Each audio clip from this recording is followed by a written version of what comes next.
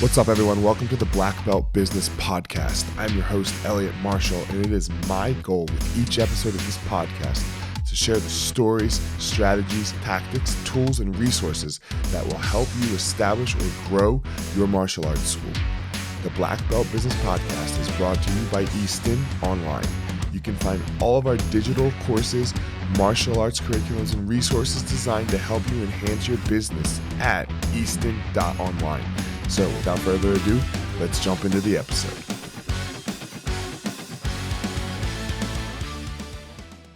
What up, Alex? How are you? Hey, doing well, Professor. How about you, man? Good to see you. We are back for another episode of the Black Belt Business Podcast where we're going to talk Jiu Jitsu. So we've done kids, we've done Muay Thai, and let's bring it back to the OG of Easton, right? Like the OG, where this whole thing started with Jiu Jitsu. And, you know, what we've learned along the way, what we've structured. Again, this is going to be another 3-piece segment of a podcast. We're going to start with this one, which is going to be all about curriculum, you know, and then we're going to go into training instructors so that, you know, you teach good classes without you. Totally. Right? And you cannot train good instructors without curriculum. Yep. You know? So we'll do curriculum, train instructors, and then we're going to wrap it up just like we did with the kids with a little competition talk. Ooh, nice. Hell yeah. So, all right. Let's start curriculum. When you started, and when I started, and probably, I would say 50% of schools still. Yeah, it's still prevalent. Rocket, just no curriculum. Yep. What was the experience like for you thinking about no curriculum? And we all got good, right? Yeah, like you still got good at jiu-jitsu. If you stuck around. If you know, I think it's like the beauty of jiu-jitsu, you know, of how powerful it can be. And for everyone listening, please, if you listen to the other 2 episodes or 2 blocks, please try to avoid our bias. Obviously, we are jiu-jitsu heads. It's true, yeah. We both did Muay Thai. We fought MMA, so we have good Muay Thai and all of that stuff too. But like we are jiu-jitsu heads at the end of the day. Yeah. So if there's bias here, please, I'll apologize on the front end. Right. Okay. What was it like coming up, going to class? No curriculum. Oh, dude, it was so challenging. Like thinking back to those days where every class was something different. There was always we're going to work on this today or that today. It felt very disparate, you know, like I struggled a lot when I was first coming up, seeing jiu-jitsu as like these little islands. Like I was trying to memorize a million techniques and none of them fit together for me very well.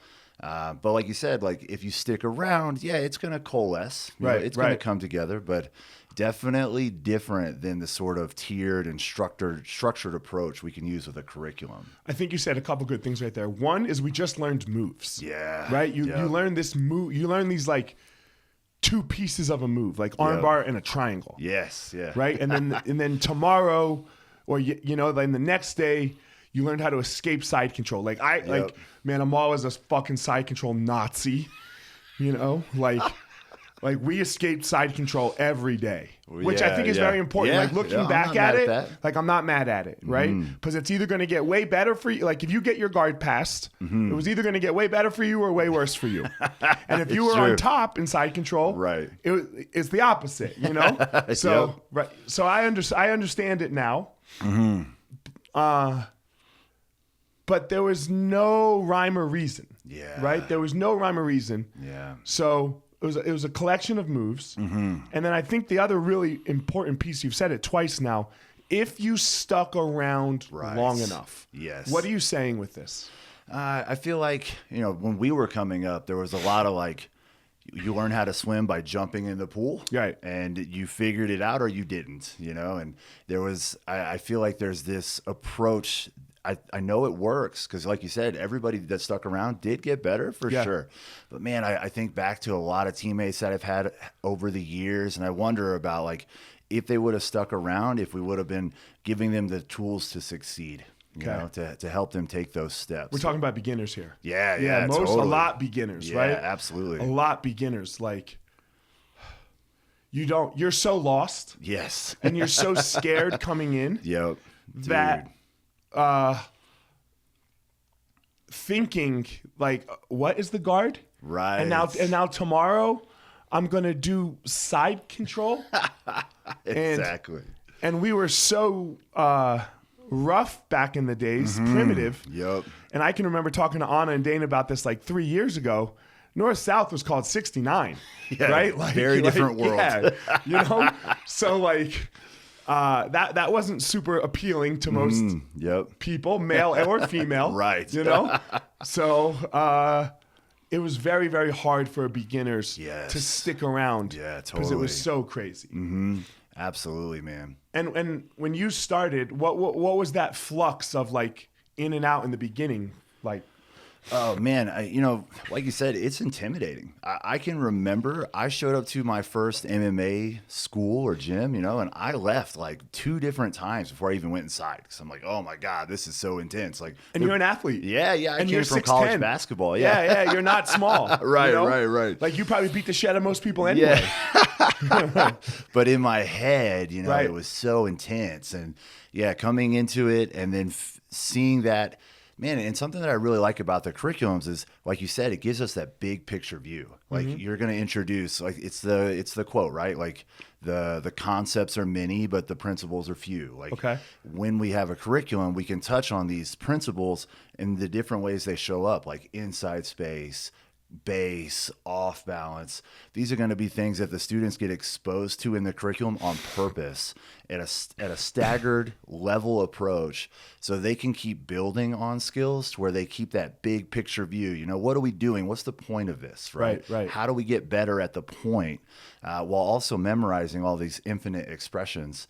I think personally, the curriculums, while it is difficult to get everything in there, there are central principles that can be communicated through a curriculum that just come out so much more progressive than if I'm an instructor just trying to teach the students my game. Like, this is how I do it, and instead of making copies, let's help everybody add these skills that help them become their best selves.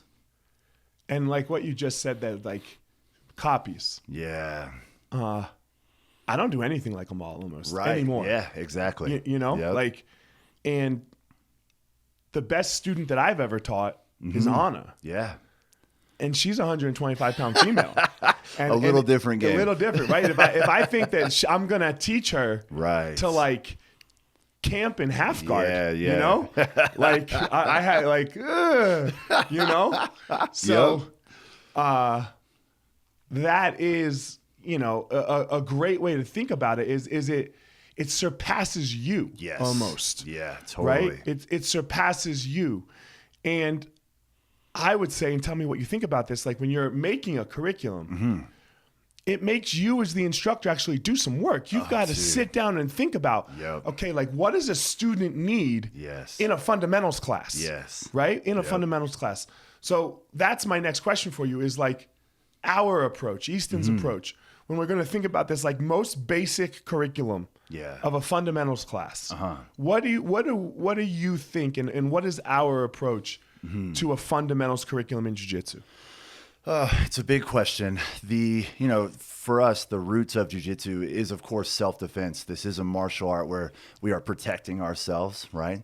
And we want to help the students see in their first few weeks of jiu-jitsu how to be safe, how to take care of themselves, how to fall down, how to be a good partner with their training partners. It's really important for us, for them to get the roots of jiu-jitsu, the base of, look, you want to be on top. Right? The guard is a deficit, but here's how we learn how to protect ourselves. Here's the hierarchy of positions. Our goal is to get to the back to secure control, and you're going to do that by winning inside space. And there's a million ways to break it down, right? Again, a ton of concepts, but we want the students to get exposed to this is top, this is bottom. This is how to keep yourself safe if there are strikes involved. And then everything else after that is just going to be reiterations of those same ideas from a sports jiu-jitsu perspective. I would say, too, probably with our fundamentals curriculum, I think we still do a lot of side control escaping. Absolutely. Yeah, man. And we teach in like a little bit of a flow. Yep. Right? Yeah. Because I think... kind of going back to the first thing that we talked about, learning a bunch of moves. Yeah. We try to approach it, I would say, as teaching the students to move. Right. Right? Yeah. To move rather than moves. Yep. Right? Because I think when you teach moves, for example, I don't know, pass the guard. Mm-hmm. Then they go train, they pass the guard, and then they stop. Yeah. Right? Because they're like, I did the move. Right. And right. But it's not, the game's not over. Yes. Like the game's over at submission. Yeah. Yeah. You know? Yeah.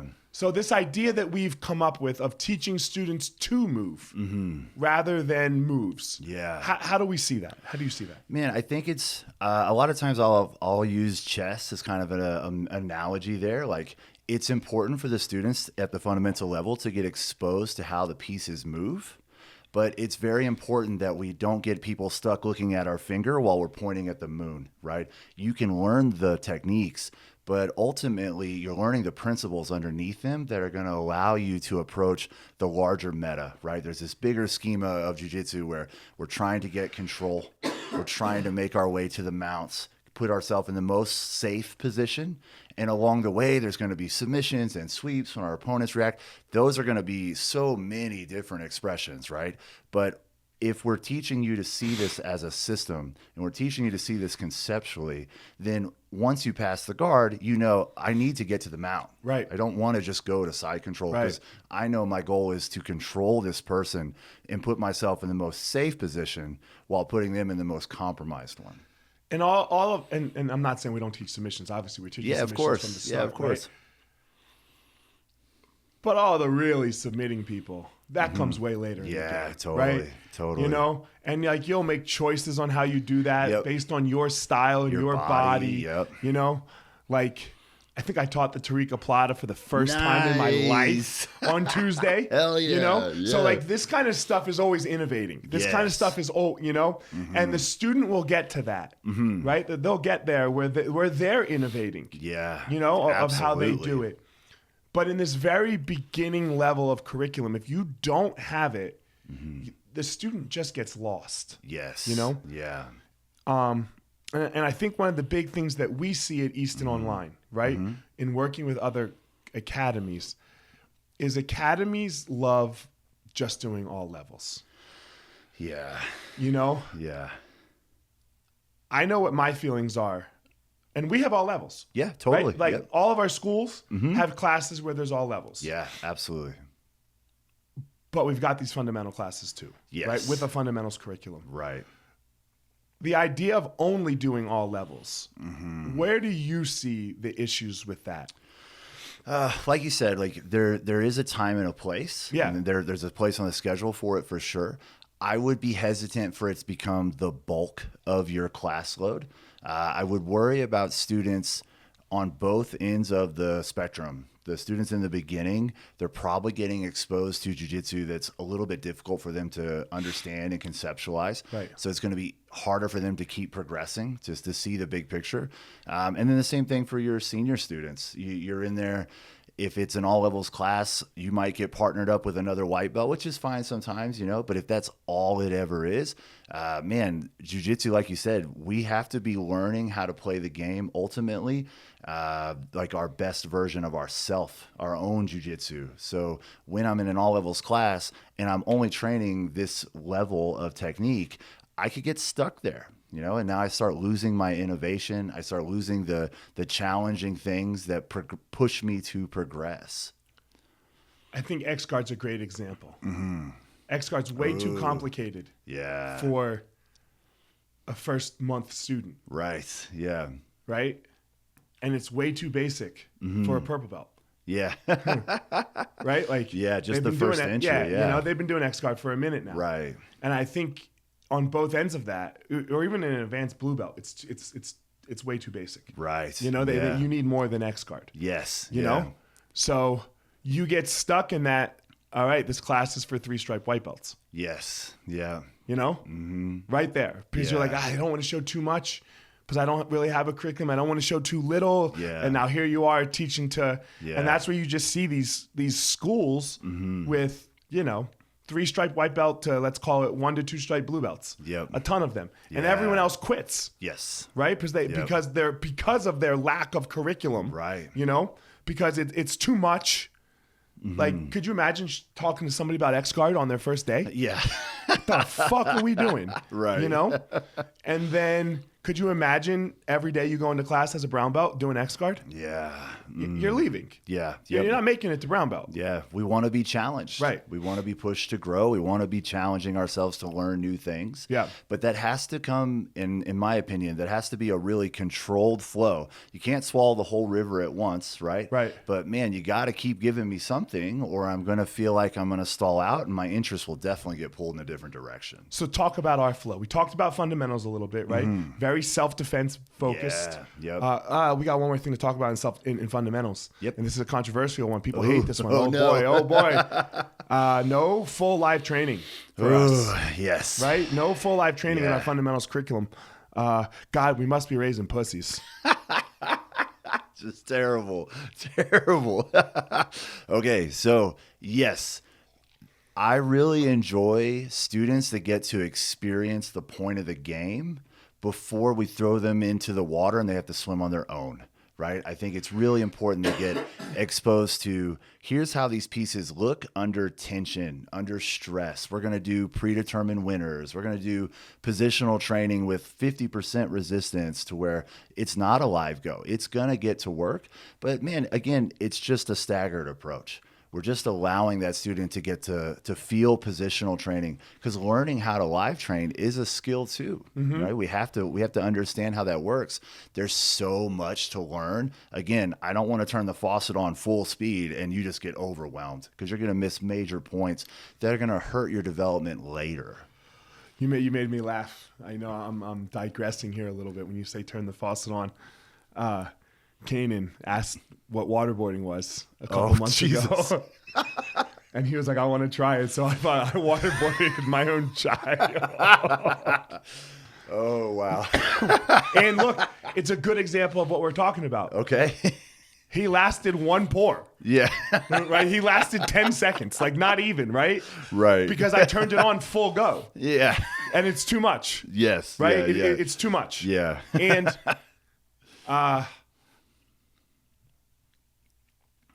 think about what we're trying to do is how we approach this probably, right? Yeah, Like, yeah. yeah, man, sure. You and I, we made it through training on the first Right. day. And Sean Strickland is alive. Yeah. And he is a UFC Crushing champion. it, yeah. Crushing it. But I don't think anybody wants to like picture his upbringing of like how we should do this, right? Right, So just right. because people make it through Yeah. doesn't mean it's the best approach. Right. To, like we should not let his dad raise more children, right? And we shouldn't, this is a big jump here, and we shouldn't just like throw our students into the deep end of the pool, full go on the waterboarding like I did with King. Yeah. No, I hear you. So I think that's our approach, right? Yeah. I think it's something where like we like to layer in technique. We like Right. to disguise repetition. We want to hammer in these concepts so that when you get to live training, you have a goal. You Right. understand where you're going, what you're trying to work on. Yep. It's just layers of exposure. Yes.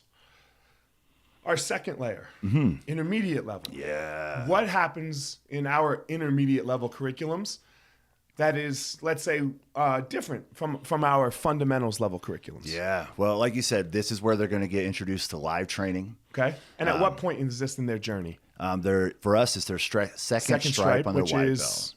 3 months. Yeah, basically, Yeah. right? So I kind of express it as fundamentals class is going to help you with the jiu-jitsu that you would need in a Whole Foods parking lot, right? This is somebody, you're defending yourself from someone who doesn't train. You're learning how to fall. You're learning how to keep your elbows into your hips, good base. When we hit the intermediate level, now we're talking about, okay, let's use jiu-jitsu with a partner who also trains.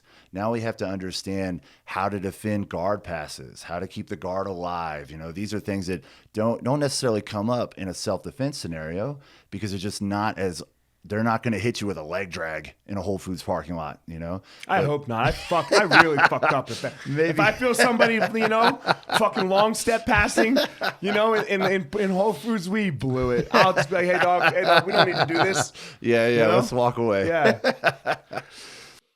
So at the intermediate level, we're starting to expose and express, here's those central principles you just worked on. We're building them out now. This is what happens inside of a larger system with someone who also understands jiu-jitsu. How do those two systems interact?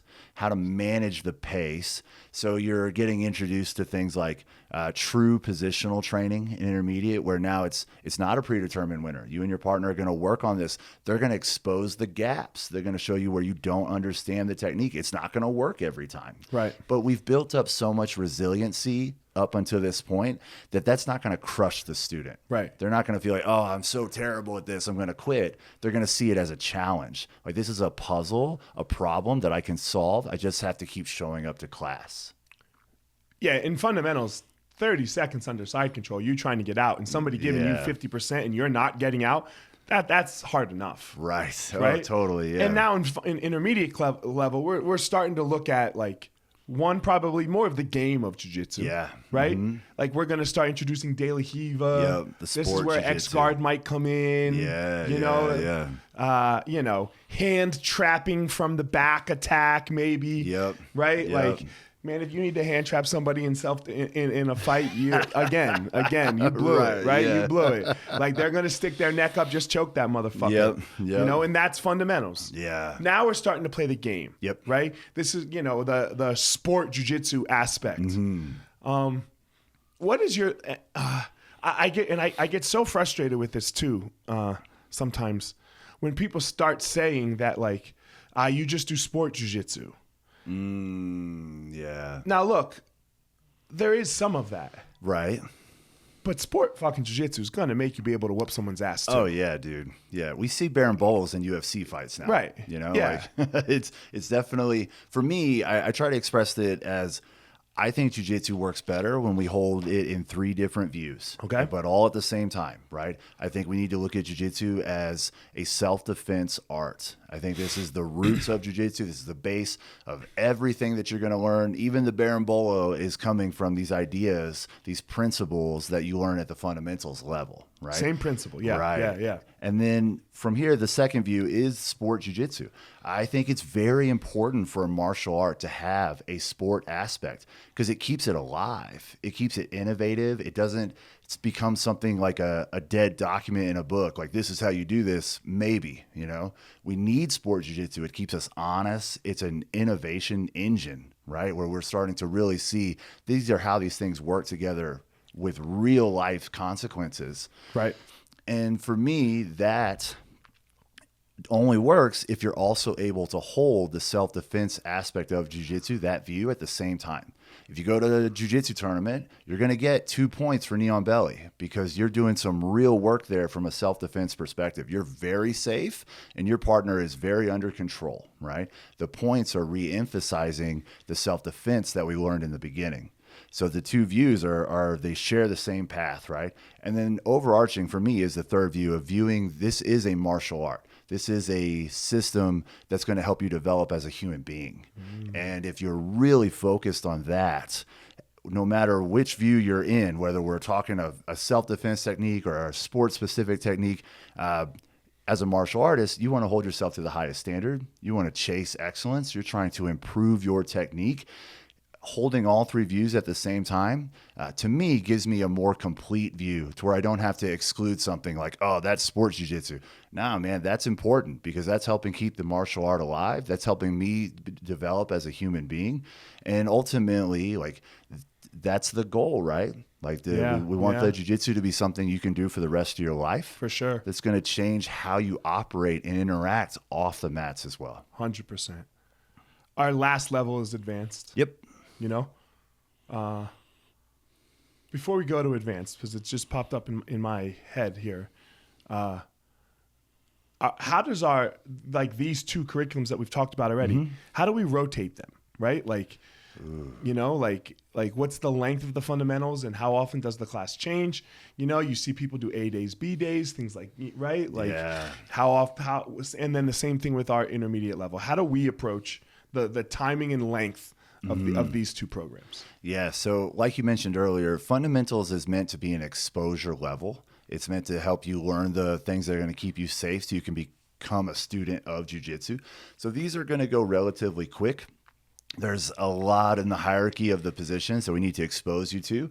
But also we know that there's a certain point where, man, around 3 months, it's time to get live training too. You're ready now, right? So these, for us, the fundamentals are typically on a weekly basis where we're adding in a new focus that's built on the week before that, right? But not in a way where you had to start on week 1 to come in at week 12, right? So intermediate, we're getting a little more in depth. So we're typically spending 2 weeks on a unit. There absolutely will be times where we go back and revisit techniques. This is something that we think is really important. Spaced repetition is just how we learn. I can't just see it once. I'm not going to remember it forever. And it can't be something I do every day for 5 weeks in a row. I'm going to check out. You know, I have to have these breaks. I got to come back and visit it. So the intermediate curriculum often runs for an entire year, but you're focusing on those subjects for 2 weeks at a time. And inside that 2 weeks, you know, what you do on Monday of week 1 is probably not the same of what you're doing on Monday of even week 2. Absolutely. Let alone Thursday of week 2 or even Thursday of week 1, right? It kind of builds on itself a little bit, right? Like it's like, hey, it's this block of, let's say, bottom half guard. Yeah. You know, and bottom half guard Monday, maybe we're just framing, pummeling, and getting out, taking it back. Yeah. And it's gonna build on that. Yes. You know? Oh man, it's a great point. So like you mentioned earlier, we teach in systems. Right. So often in the beginning of the week of week 1 at the intermediate level, we're teaching a little bit in isolation. We need you to see the technique. We need you to know what it is, what's right and left, up and down, you know. By week 2, we're integrating that information into the greater system. Right. Now we're layering in more techniques. We're bringing in things that the student already understands. So again, so they can see how it fits together rather than seeing it as an island technique that they just have to memorize and keep in the back of their head. Right. And both of these classes are an hour long. Yep, absolutely. All right, let's jump to advanced. Nice. Ready.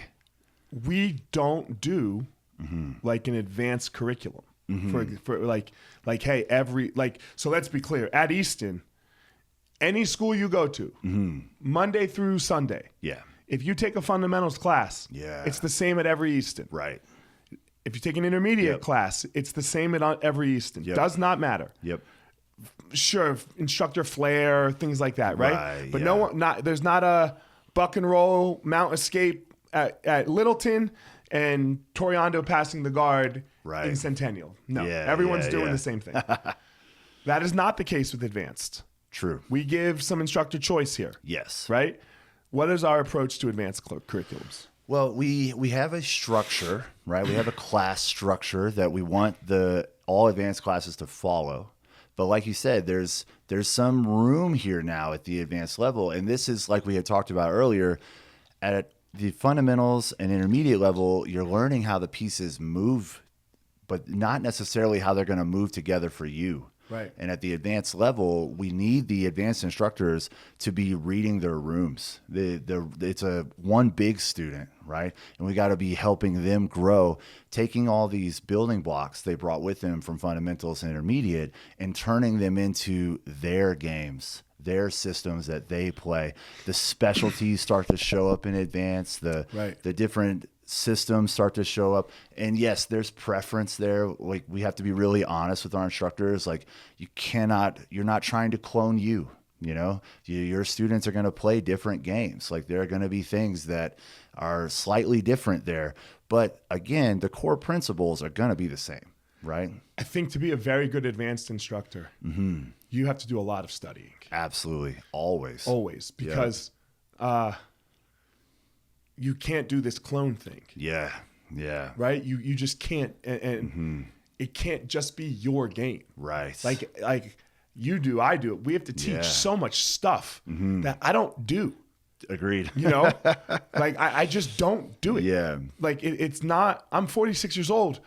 I'm not crab riding on my head. Right. Like I'm just not doing it. Yeah. You know? Yeah. But I've got to be able to understand Absolutely. it. I have to be able to teach. Like I don't berimbolo much anymore. Yeah. Like at 40, I berimboloed. My back started hurting. Right. I berimbolo less now. Yeah. Look, let's be clear. I train less now. Right. You know? So it can't be about like what you're doing. And I think the beauty of it, for me anyway, is it starts to be my game. Yes, like absolutely. it makes, I'm not better at jiu-jitsu, but I know so much more jiu-jitsu, Yes. which is really fun. Yeah. As an older, as an instructor, I won't call me older instructor yet. As an instructor who's getting older, you know, it's a lot more fun this way. Absolutely, man. You know? And, you know, just because it's not the game that you and I would play if we went into a tournament, it's not our A game. It doesn't mean we don't play it in the classroom with the students. Because, again, let's be a student first. You know, like I'm trying to improve too. Jiu-jitsu changes all the time, constantly. We see that every day. Something new drops in the meta, you know. Again, competition is just so innovative. And as a student of the game, there are going to be things that I won't be able to do as a part of my A game. But I absolutely am going to make myself learn them. And for sure, the students are going to need to know these things because that may be something that fits really well in their competition system for their body type and their personality. And then I think the beautiful thing about it too is that when you do this all right, you have students coming and bringing stuff back to you. Yes. You know, you have students coming and blue belt students that are super into it and super into the game that are coming back and saying like, hey, what do you think about this? And I know for me anyway, I have to often say, hey man, I need you to send me a video. You know, like I don't know it. I don't know it well enough to answer your question right now. Send me something, you know? Like I'm sure in 6 months, I'll teach the Tariqa Plata a little better. But I never taught it before Tuesday. You know? And I've pulled it off like twice. Training. Nice. You know? So I don't know it like I know, let's say, my triangle.